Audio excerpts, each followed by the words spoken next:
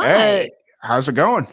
I'm great. How are you? Doing well, doing well. Just, you know, keeping it going. That's where Yeah, we're no, at right it's now. great. What So, time is it over there? 3:23 a.m.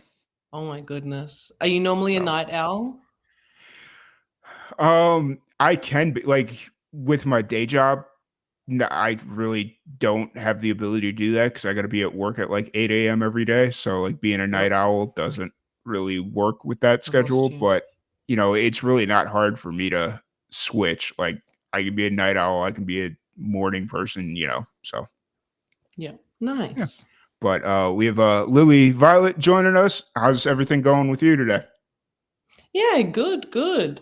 Just been chilling out this afternoon. I've got a show tomorrow, so I've been rehearsing a bit actually. Nice, nice. Where's the show at? So the show's in Belgrave in Melbourne. So by the accent, you can probably tell I'm from Australia. So I'm down south. And yeah, I've got a gig with a couple of my friends tomorrow, which I'm very excited about. Awesome, awesome. So, for anybody that's just kind of meeting you for the first time, any of our followers or listeners that are listening now live during the fundraiser or listening afterwards on our podcast feed and whatnot, what's kind of your story? What got you into music? So I kind of have that cliche story of been singing since I was young. I was in all the musicals at school, but it was when I finished high school and I didn't have those music classes to keep me accountable with my music or my want to sing that I really started getting back into the music stuff. So my first, I guess, official Lily Violet show was in October 2019. And I released my first single in August 2020. So right in the middle of lockdowns, because Melbourne was in lockdown for most of 2020 and 2021. Um, so yeah, that's kind of where I started, and then it's kind of like the last 6 months, it's kind of just exploded a bit. Nice, nice. Yeah, I saw you when we first started talking. I was listening to your most recent single that you released back in Was it March, I Time and think. Space? Yeah, Time and Space. Yeah. Oh, so is that kind of the catalyst of everything exploding, or what? Kind of. I mean, it was my own fault. There was a lot of technical issues behind the release of Time and Space. I didn't get it mastered soon enough, and my Uh, setup to release wasn't as good as my previous ones. But it's been a lot of like, people are slowly getting more and more comfortable leaving the house, yeah. even though, it's taken us 2, 3 years, but people are slowly getting more and more excited to see new music. And I don't know what, other countries are like at the moment, but we have so many artists, especially Mm, in Melbourne. There seems to just be artists everywhere. And I've seen even a couple of my friends will be chatting to you at other times over the next 24 hours. mm, And it's just been like I've really found my community in the last 6 months. I found a lot of really nice. supportive people.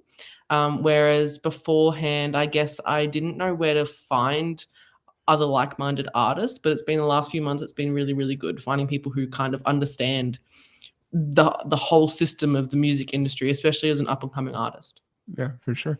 It's kind of funny that you brought that up. You said that we have a couple of your friends that are coming on here later. Yeah. Um, I was talking to somebody the other day about how I feel like we've kind of fallen out of sync with the like just the Australian music scene in general.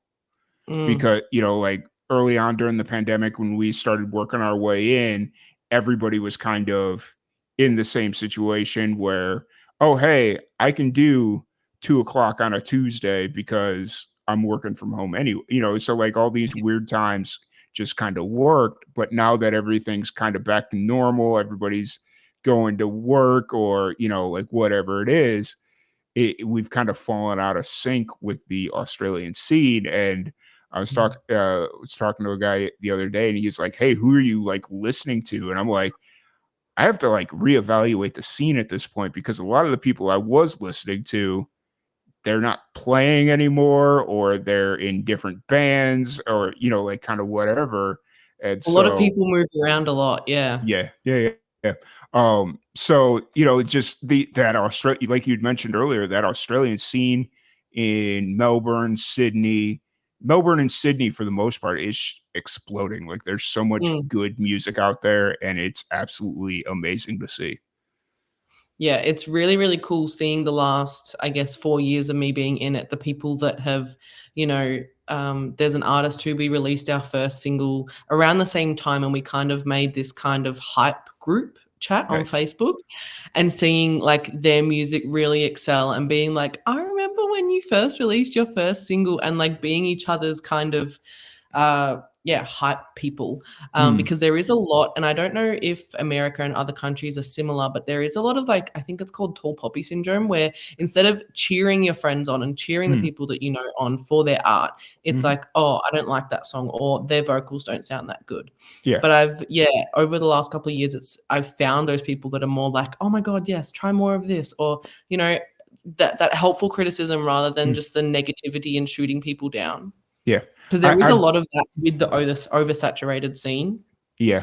There's definitely a lot of that going on in other across the scene in general in America, but here in Texas, I was back in, like, I think it was exactly a month ago. I was at a music festival down near San Antonio, which is about 2.5 hours away from me, and it was like the most cathartic musical experience I've ever had in my life, because it was just all musicians that were there to support each other.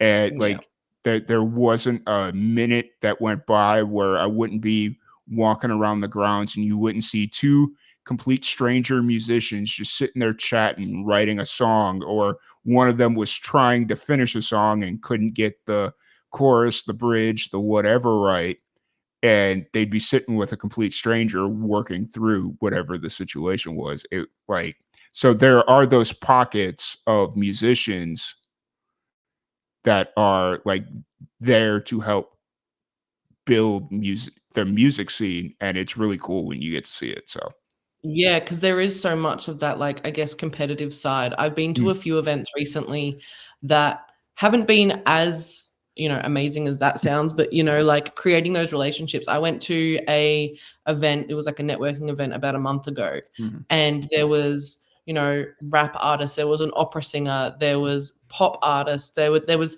hyperpop, there was everything, and every single person in the room loved every single act. Everyone was there because they wanted to enjoy the music. And it's so often that, you do lineups, and it's happened to me a few times where, I'm second on the lineup, right? There's three mm, acts. I'm second on the lineup, and my friends don't turn up until my set. And yeah, my mentality is, if I invite you to a show, I would love for you to come and see all three acts. Don't yeah, just come for just my set. Don't just come for the headliner set. Come and watch all three acts, because mhm, a lot of the time they're similar, but some of them, there's so many differences that if you don't go to all the sets, then you're mm, missing out on something. mhm. Yeah, it's something that a lot of musicians understand. Like, if you're a musician, you understand the concept of going to support the entire show, not necessarily just a musician.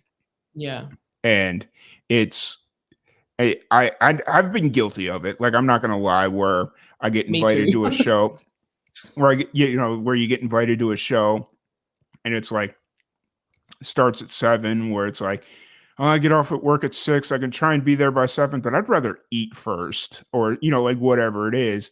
And then you Yeah. get there at 8 for your friend's set, and then at the end of the day, you're so tired. And it's so, like, I mean, there is extenuating circumstances, but for the most part, I do like to try and stay there for the entire set. Yeah, I mean, I work a full-time job too, so I try and make it, if I have a friend that's up first, I'll Mm, rush to get there. But mm, yeah, sometimes if it's during the work week, I tend to be that friend, but I'm trying really, really hard to not. And I'm seeing a lot of like shows, and I'm in a organization that's starting up, where we're gonna try and make it so that, we give a set times, mhm. but we want to encourage people to come to all the artists rather than just their friend or their brother or their cousin or whatever. Come Yeah, and see everyone, because everyone has just as much talent to bring to the yeah, front. absolutely, absolutely. So, looking at your music now, where are you kind of at as far as, like, creating music? Are you writing, recording, releasing? Where are you kind of at right now? So I literally this week have gotten the masters of my debut EP, which is very Nice. exciting. I'm very excited about Hell yeah. that. I I recorded over a year ago, Mm. but there was just little bits and pieces that I just wasn't happy with, or I wanted to, Mm. figure this bit out. And I love it so much. The next single should be coming out, I get probably around February. Sorry, let me just put my laptop on Yeah. silent so no one can bother me. Um, yeah, I'm really excited to release the music because the way that I wrote the EP is like a story. So from start to Mm. finish, it's a story. And I love music where it is like a story. So, the first song explains one thing, and then by the end of it, you've been told a small novel in, Yeah. 20 minutes. Um, and so I'm really excited to be releasing new music, but I just need to figure out a timeline for it at this stage. Between Christmas coming up and Yeah. other shows coming up, like my end of this year and start of next year, I think I've got like 5 or 6 shows Nice. as well as traveling. Yeah. Well, it's so like I was talking to somebody earlier in this fundraiser about it's okay to take a step back and not rush out these projects because like obviously especially now when you're at this phase where you've got the masters and everything's kind of ready, it's very Yeah, easy to be like, hey guys, new get project it out. Yeah, dropping next week. But it's better like this year it's not in the cans, but we have what 6 weeks left in the year. It's like it's with Christmas and all the holidays and all that stuff. It's like wait till 2024. Take these yeah. 6 weeks to think about a valid, Plan it. solid release strategy. And then Yeah. while that strategy is unrolling in 2024, then you can kind of focus on 2025 and just Yeah. which is really weird to say since we're not even in 2024 yet, but I know, but I guess that's how you gotta think about it when you're releasing music, because you've gotta have that 12-week plan, and you've gotta have your press kits and, your contacts lists and who mm, you wanna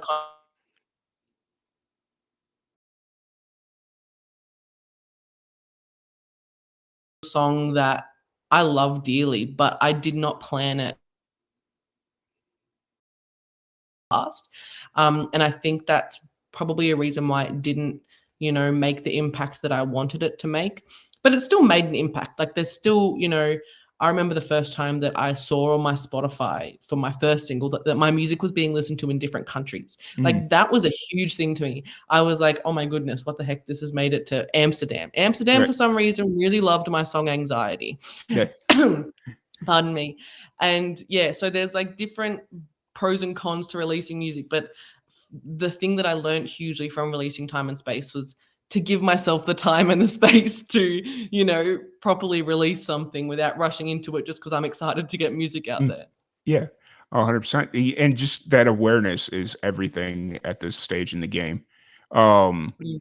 so as you're kind of working on this project or process, you said you've got what'd you say, 5, 6 shows coming up, right? Throughout the rest of the Yeah, year? so I've got tomorrow's show, then I've got another one on the 30th, then I've got one on the 7th of December, then I got one on the 13th of Jan, then I got like they just keep coming, which is really good because it's a good way to, I guess build up before the release of my next single and then the EP. Mhm. What's the next single? Has that been announced yet or No, it hasn't been announced yet, but it okay, is one that I've been playing at shows for a while. So, okay, the people at the shows who come, they do get, I do tell them, this is coming up next.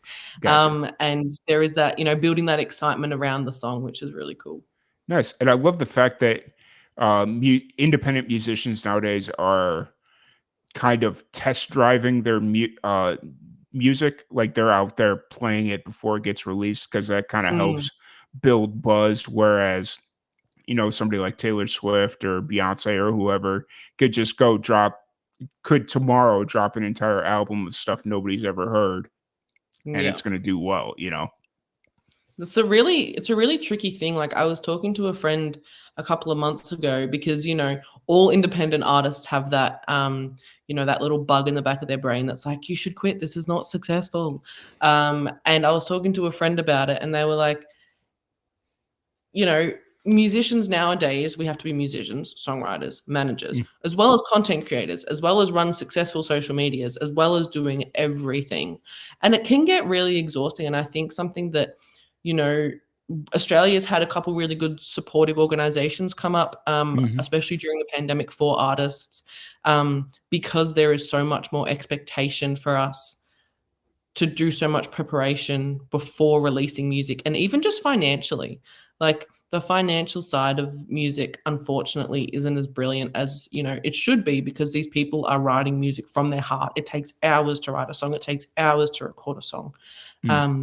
And it is, you know, my music is very personal. My music is very, you know, there's a lot of emotion behind it, and I do it for a reason.